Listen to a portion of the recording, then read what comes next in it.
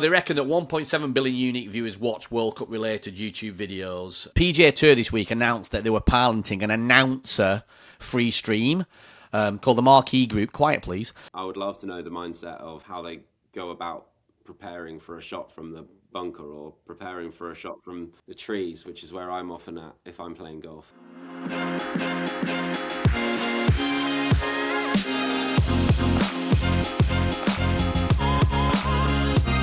Hello and welcome to this week's edition of the Attention Shift podcast. As ever, I'm joined by Andy Marston, still in the lovely Como. How's your week been, Andy?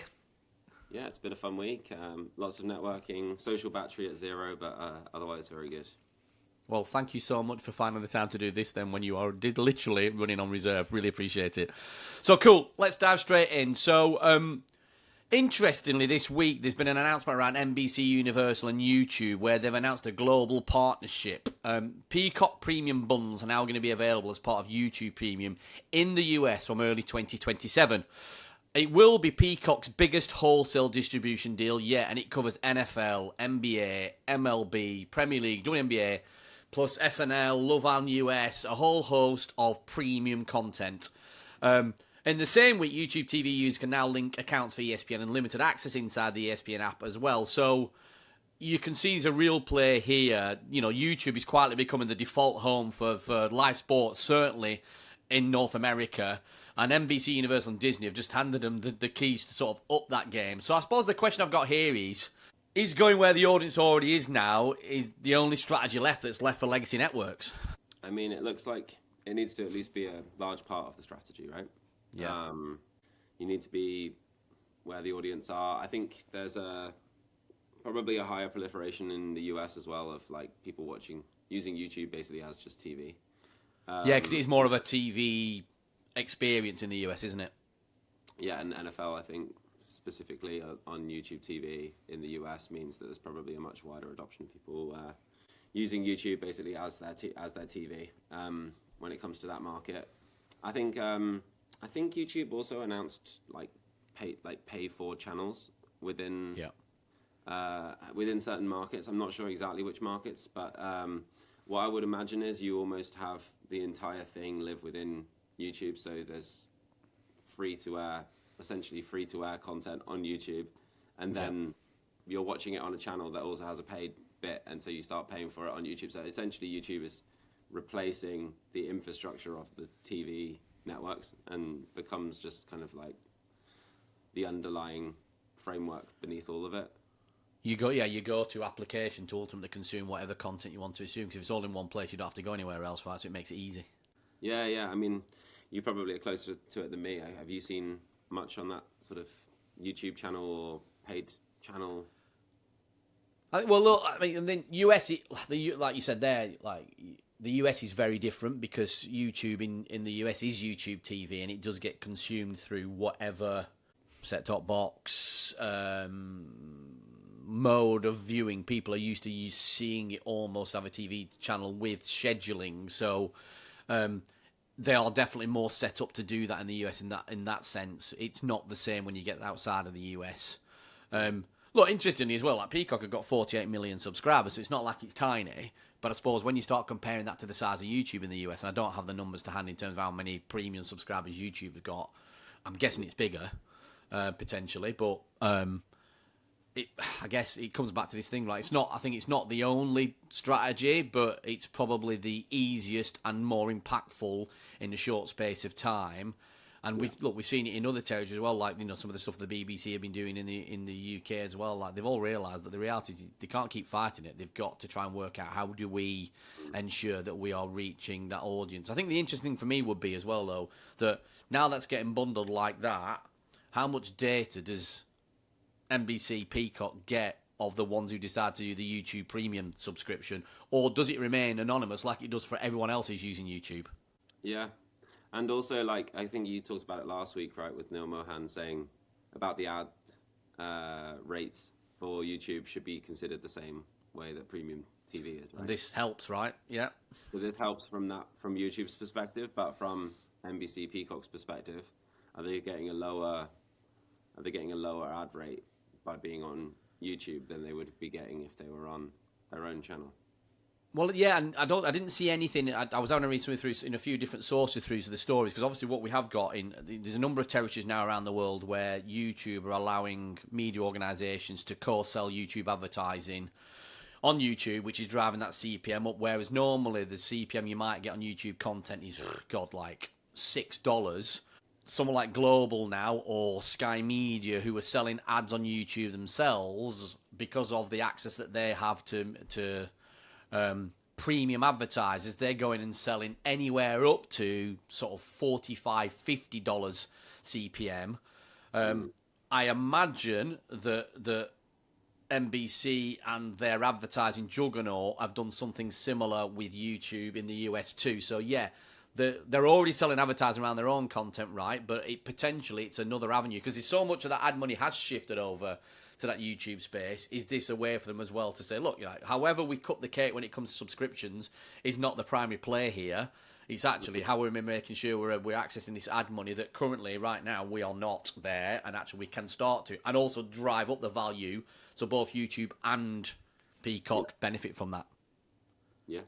It should be a win-win. Like I said, the only thing for me is kind of like, and it might not matter to them, is YouTube know who the subscriber is. Do Peacock get to know who the subscriber is when it's coming through YouTube too? Because the reality is then if they don't, that end user, YouTube will always own it. So that balance doesn't feel centered. Yeah. Yeah, I guess maybe there's other ways that they feel like they can collect that, or it's worth the trade for now. But. Yeah. No, it's an interesting one, and again, it's like it's certainly a development that I didn't see coming anytime soon that they've jumped into that. So again, one of those to watch this space. Okay, cool. So next story. So still in Google world. So Alphabet announced their Q2 earnings, and their YouTube ad revenue hit $11 billion, which is up 13% year on year. So it beat expectations. Look, and they're largely credited that around the World Cup. And we've talked in previous weeks about how much stuff was actually going on YouTube around the World Cup that wasn't necessarily related to rights, but in and around the events themselves. So they reckon that 1.7 billion unique viewers watch World Cup-related YouTube videos, and 550 million of those were via connected TV sets. That's about just less than sort of 30%.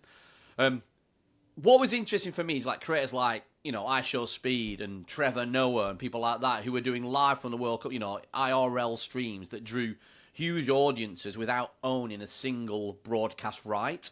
In the UK, we saw that YouTube streamed the first 10 minutes of every World Cup match for free. In Brazil, they did the deals with Kazé TV. So, it was a rich tapestry of different approaches in different markets, which, if you're a marketeer, it's the 101 of right message, right place, right time.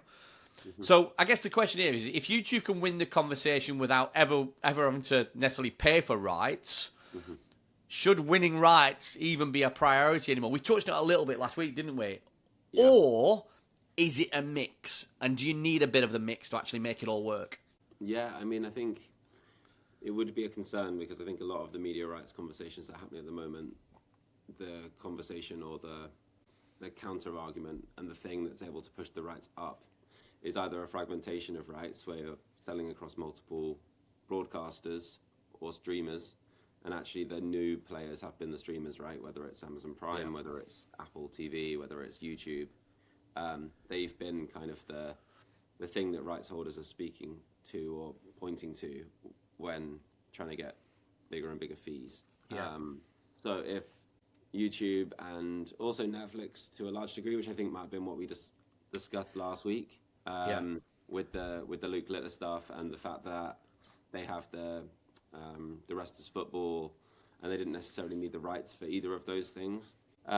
If they start to kind of change their strategy to be like, actually, we're quite happy to own the 3 hours before the game and the 3 hours after the game, and we're all right losing them for the 90 minutes in between. Or maybe they're even leaving us on in the background with someone and using it as almost like a companion. Yeah, we know that happens with someone like Mark Goldberg, who we've done a lot of work with, that people will watch the game on Sky, but they might decide to mute that commentary, sync with Mark, and actually listen to him doing the commentary on the Man United game or whatever other club he's talking about. So they're using both. So there's no cannibalisation there, right? They sit side by side. Yeah, I guess the only cannibalisation is the advertisers. And if yeah, if you're watching both and ads start playing on Sky, you just completely turn your attention away and start watching in more attention the Goldbridge stream. Yeah. And to your point as well, when you talk, obviously you mentioned Rest is Football there as well. Obviously, YouTube has said there they did 1.7 billion unique viewers. Tony said that the social content that they produced outside of obviously what was going on Netflix did 400 million video views during the course of the World Cup, which, you know, he said, look, yes, they monetize that content, but they saw that as largely a marketing promotion to drive towards the long form. And they reconciled that actually that's exactly what they want. And Netflix said they saw a huge share of voice around the World Cup, like you said there, with, yes, there was an investment into Rest is Football to do that, but it's not the kind of investment they'd be making if they were going in for actual rights. It's a fraction when you look at it. Yeah. Yeah, I guess the implication of that, though, is then if there's less kind of buyers in the market for the rights, what does that do to the rights? And how do the rights holders, which hold up the entire kind of shoulder content ecosystem, still receive some of the uplift? Because I guess the only issue I would have with it is, like, I don't know, if no one's going to feel bad for FIFA right now in terms of whether they're making money or not, but if for example, iShowSpeed is making loads of money off of the World Cup because he's able to sell his show to YouTube, or he's able to make a load of money on YouTube doing this thing where he's got no permissions or licensing or agreement in place, and the rights were to completely drop off a cliff, you could have a situation where there's like people that are around it with no official affiliation making all the money, and the actual thing itself not making anything. And I guess that's where there needs to be some sort of counterbalance, because you need that. I agree. Yeah. You need that strong ecosystem centrally in terms of the club, and maybe FIFA's the wrong example, but in general, you need that strong ecosystem in the middle that the creators are able to latch onto. So it can't be all of one or all of the other. No, I agree. And I think if not like going too, we're not going to go deep on FIFA today because I think plenty of other people have done that in lots of other places. And but I think, like, no, again, what I was going to say is no one's crying for the amount of money that FIFA's making at the moment. But as you say there, if the rights start to diminish too much, which impacts the quality of the product in itself, does the ecosystem around it then have less interest in the product in itself, and does the whole thing fall away? So you, like you said, you need equilibrium. Look, whether we've got equilibrium right now remains to be seen, but you've got to be really, really careful that the thing that everyone is interested in does not get diminished or does not get into so much that everything else around it, they just decide to move on to something else because that's not the thing anymore that they're really interested in. I think the quality of that, the product, is the thing that brings everything else. Yeah, exactly. So it's, one can't live without the other, right? But I think both can amplify each other. Like if there's really great creative content happening around something, that can then drive more interest in the rights because people now are more interested in watching a game that maybe they would have otherwise passed on, right? Like Sidemen doing the, I think we spoke about it a few weeks back when Sidemen did the live stream for with the BBC, versus Ecuador or something. It may be a game that wouldn't have otherwise been of interest to some of the people in that audience. So it can work both ways. Definitely can work both ways, but it's just, I guess, something to be cautious of. Is like rights holders need to figure out what their strategy is of like how they're going to capitalize on that.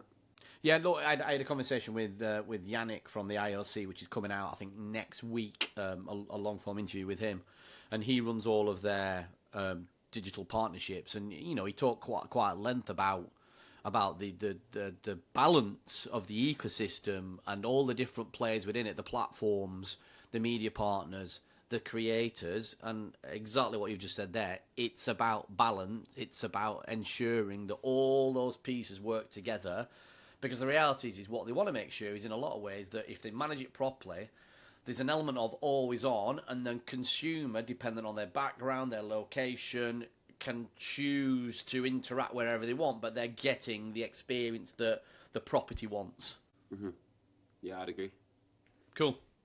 All right, so interesting. It brings us on to obviously one of the people that is certainly always trailblazing when it comes to how are they managing their rights, which is the Premier League. So The Premier League have announced Coast to Coast, which is their first ever nationwide US activation, where all 20 clubs across 15 cities along an the opening weekend on the 21st to 24th of August. Now, interestingly, I went out to Tampa to see their Premier League weekend recently, when obviously we were together in Miami a few days later, and it was amazing to see that, you know, there was lots of British expats there, but it was amazing to see a lot of American football fans really leaning into what the Premier League is. So interestingly with this one, they've stepped that up. They've tried to take it one step further. Right? They've got Ed Sheeran to front this campaign, and the same summer his club's returning to the Premier League as well. So it works out well.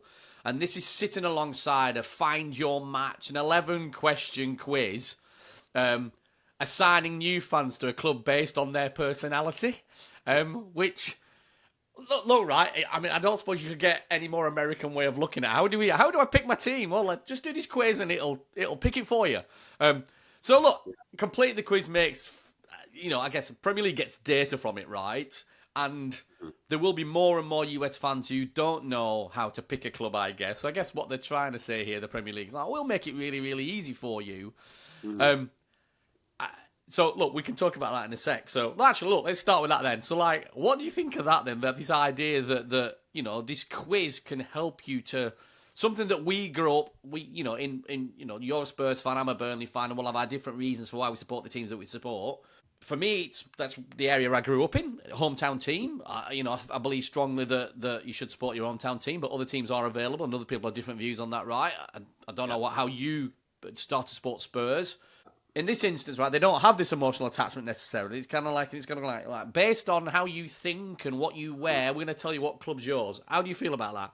Yeah, I mean, so I support Spurs because my dad's a Spurs fan. So I grew up in Portsmouth. So it was basically I had two choices, right? I could either be a Pompey fan or I could be a Tottenham fan. At the time I made the decision, it was a bit more 50-50 than it is now because they were both in the same league. Pompey actually knocked Spurs out the FA Cup semi-final in 2008 on their way to winning it. I went to that. A good friend of mine's a Portsmouth fan. Nice. I was in the Portsmouth then. Sorry about that. So when people are like, "Oh, you picked the glory club," I mean, I would push back. There hasn't been much glory, and it was a harder decision at the point in time when I was making the decision. But no, I picked it because my dad's a Spurs fan, and I think a lot of people will either be like yourself.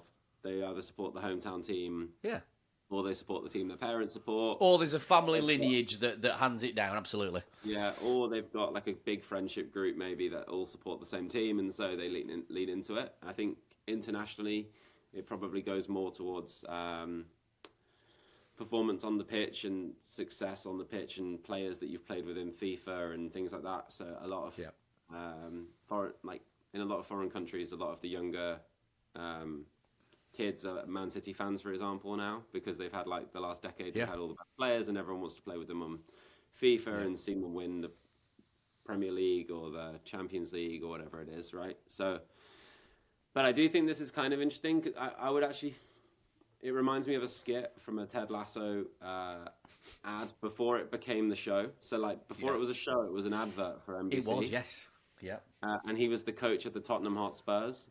And I emphasize the because Americans love to put the in front of the names.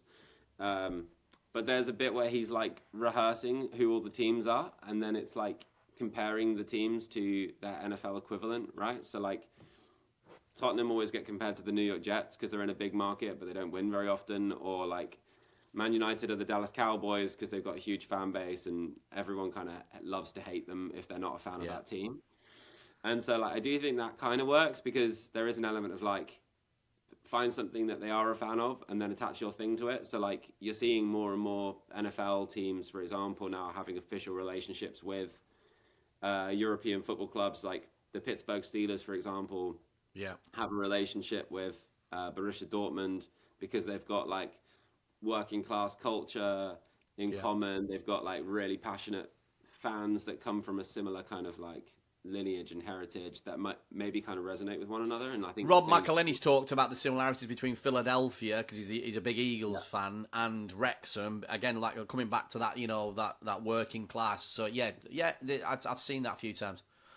So I think it is kind of, I mean, the personality quiz is a little bit gimmicky, but I kind of like the idea that, you know, you've got all these people, and I think in the US, there are a lot of people that are just like Premier League fans, like they're fans of the league rather than a specific team. So like they would go to a Bournemouth West Ham game, even if they're not a fan of either team, if they were coming over to the US, because they would just see it as like a Premier League international match rather than a Bournemouth match. And I think that's hard for maybe like someone living in the UK to get their head around. Yeah. But I would also go to an NFL game where I'm not necessarily a fan of either team, right? But I'm just there for the NFL experience. So it does kind of work both ways. And so if you can then convert people to be a little bit more interested in one team, even if it's like, oh, a personality quiz said I should really support Fulham or I should really support Brighton. It just gives you an extra touch point to be like, oh, maybe they should be my team. Maybe I should. It is. I've had conversations with a few. Yeah, I've had a conversation with a few US, who maybe have an MLS team, but couldn't quite decide what English team to pick, and they picked it on those kind of things that we've just talked about there, like where's the town or city, like what's the history look like, a variety of things that happened that they think, I can align with that for those reasons, because I guess we're all looking to. In various different ways, align with things. How does that align with me? So look, I think it makes total sense. We need to move on to the next story now, because I'm already getting told by our producer Dan, like, move on, you spoke too long. Cool. All right then. So that's an interesting one. There's one to keep an eye on. Like I said, having been to the one in Tampa, and now they're expanding that, you can see they've been building this over a period of time. So anyway. Moving on, so, and obviously you were talking about this in the Sports Pundit group, I know, the other day as well, and you fired this over to us. So for the first time ever, EA Sports FC Mobile are going to broadcast a live football match to Juventus pre-season friendlies, streamed inside the game itself. So they're playing against Nice at the Juventus Training Centre, and also Juventus Next Gen, which is probably not going to be quite as exciting, but you never know. But I suppose for EA game fans, though, who see up-and-coming players, maybe it is. So both matches will be streamed worldwide through an in-game portal, FCM TV, and it's going to be free to anyone in the app. With just the Nice games going to be geo-blocked in France, I'm assuming, because of broadcast rights. So Juventus and EA are framing this as a long-standing partnership, which means they're entering into a new phase. And I guess the question here is this a genuine distribution play or a user acquisition funnel dressed up as a broadcast? Like, is this a way to get people into the FC Mobile app that perhaps don't already under the guise of watching Juventus? Yeah, I mean, I think it's been interesting, actually, because, like, pre-season's pretty much the only time where the clubs own the rights to the streaming or to the games that they're playing. Yeah. So you get, like, a lot of creative solutions, right? You see some clubs putting it behind paywalls, some clubs putting it free-to-air on YouTube. Obviously, Juve are using it to activate with a partner that they've had for a while, which is EA Sports, who obviously partner with a lot of teams. But they've been quite close for a number of years now, and Mike Armstrong, the CMO at Juve, when he left, it was actually to join EA Sports. So I have no idea if he's involved, but to me it seems quite a coincidence that he would. Yeah, Marco, who's then taken on the role, who worked with Mike, like, look, they'll be close, right? So it makes total sense. It's surprising to me if they haven't spoken about it at least. And I know that the Juventus and versus Juventus Next Gen is like an annual thing they always do at the stadium. It is. Next Gen is slightly elevated above just a normal academy. So like it's not quite the same as if Tottenham were playing Tottenham Academy. Right. Because Next Gen do play in the professional league in Italy. They play in Serie C. So they are a professional team. So there is an element of like it's competitive. There's an element more of sort of competition, and I guess the best players from Next Gen, the Juve fans want to see them because they're the pipeline into the first team. And they were really creative last year. They did it as they had multiple creators around the stadium streaming it from different angles, and then all streaming it to their own channel, so that they have constantly used this as like a experimental. Like broadcast experiment, basically.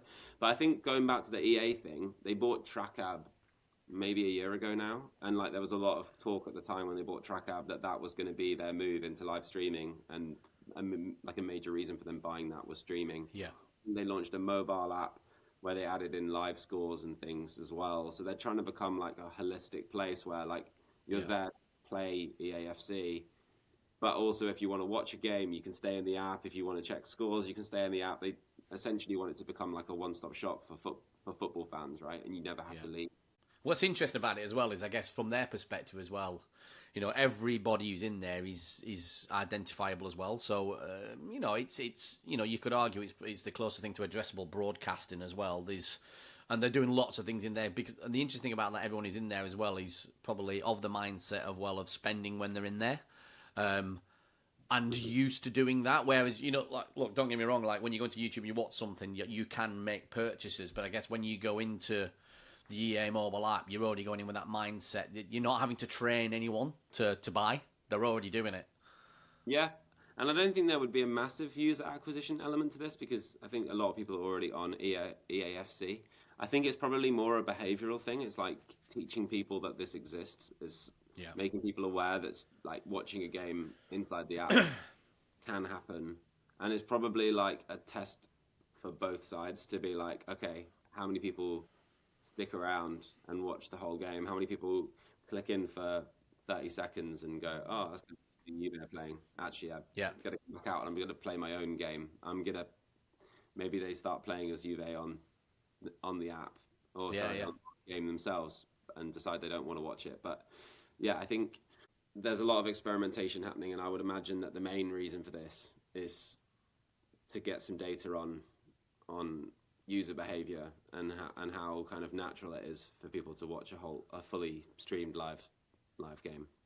And, you know, whether people want to do it in that environment, or is that environment for the other stuff they do and not necessarily for that. Like, you know, how many things can you bring together in one space before people reject it or don't? There's definitely learning there. Cool. Last story then. I don't know if you've got chance to see this, but PGA Tour this week announced that they were piloting an announcer free stream called the Marquee Group. Quiet, please. It debuted yesterday the Rocket Classic in Detroit on PGA's Tour live channel on ESPN Plus. Effectively, you're watching the golf with no commentary, and the feed leans into the natural course audio. So you're hearing player caddy conversations and crowd reactions, and you are seeing, you know, the storytelling that's coming on through various different enhanced graphics and real-time stats and virtual live. But I was watching it a bit yesterday, and I always love these kind of things, because I always feel like you get stories behind the stories. And as much as a very, very esteemed ex-golfer, and you can apply this to any sport, can give you their expert opinion on what the player and the caddy are thinking, they're still not the player and the caddy. But when you hear that conversation and the little nuances of what they're talking about and how they're saying stuff to each other and what that dynamic is like between the two of them, like I said, I watched a bit yesterday and I was captivated by it. I loved it. So I guess silence is, even though they're saying silence is not really the point here. I guess they're trying to make it feel more raw, so people are potentially closer to it, right? Yeah, I mean, I think if it's a case of like you're just taking away the commentary and not giving anything else back, then it's a bit of a strange move. But if they're able to actually add something in terms of like the golfers or caddies are mic'd up, or you're able to hear exactly what they're saying. Yeah, you can hear exactly what they're saying.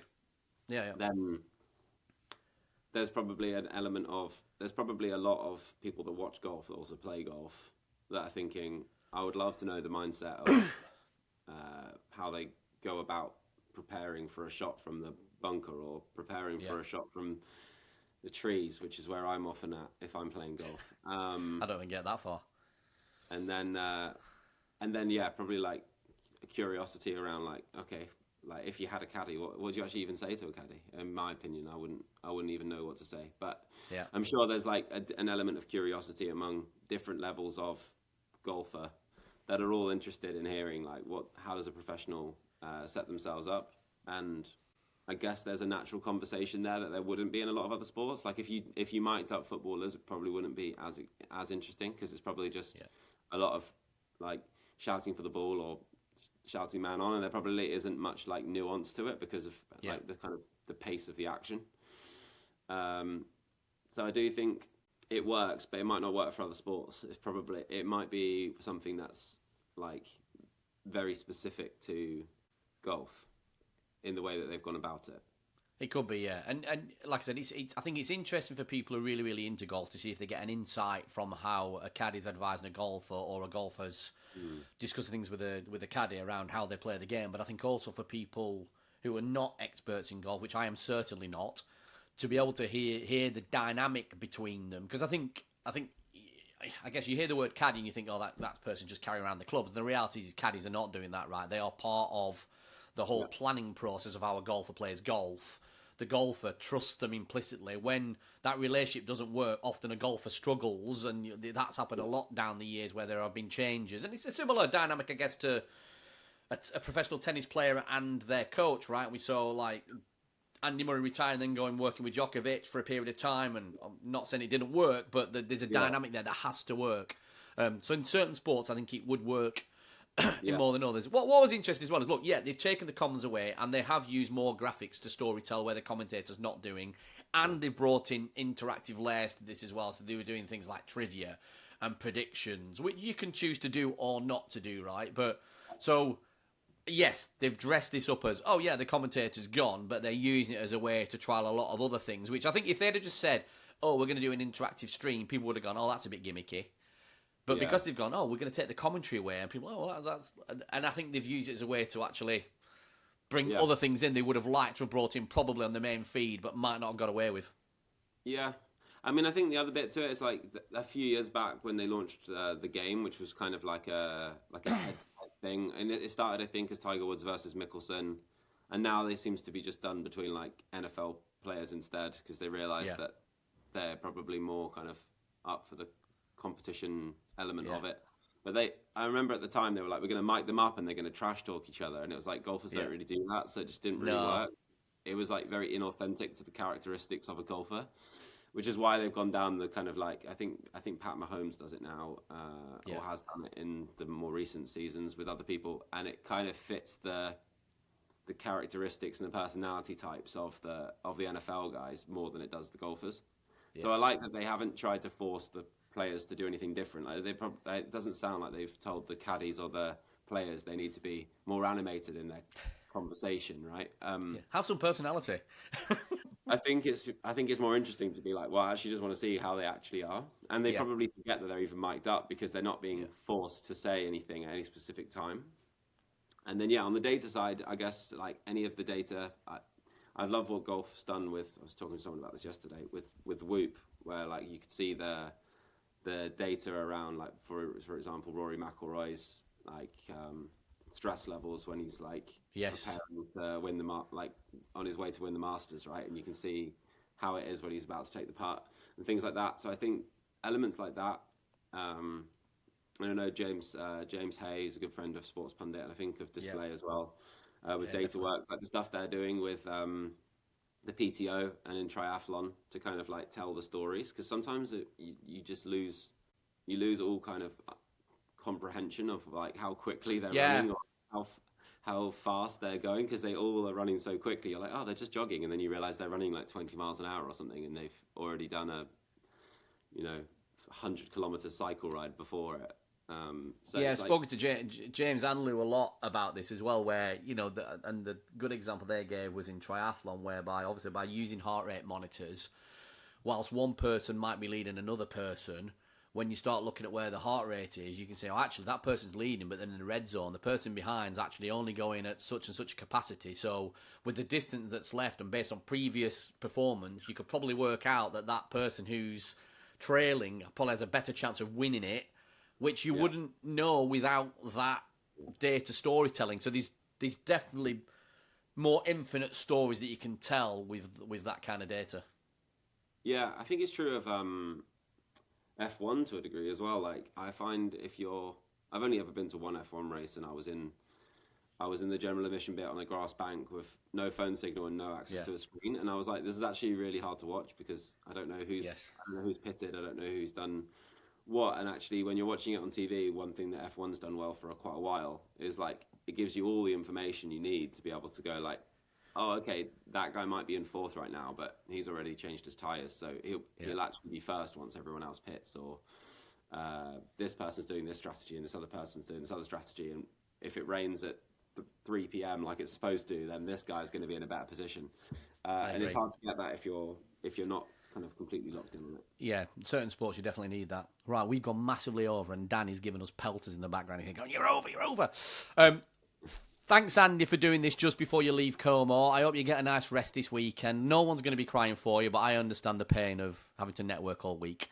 So there's people now listening and watching this going, what are you on about? That's not hard. So next week we're going to have a break because it's the summer. I'm on holiday and you're on holiday.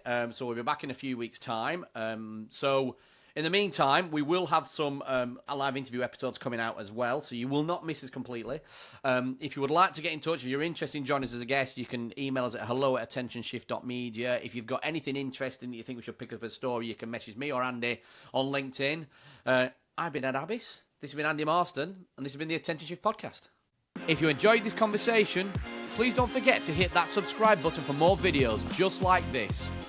And make sure you smash that bell icon too, so you're always the first to know exactly when a new episode drops.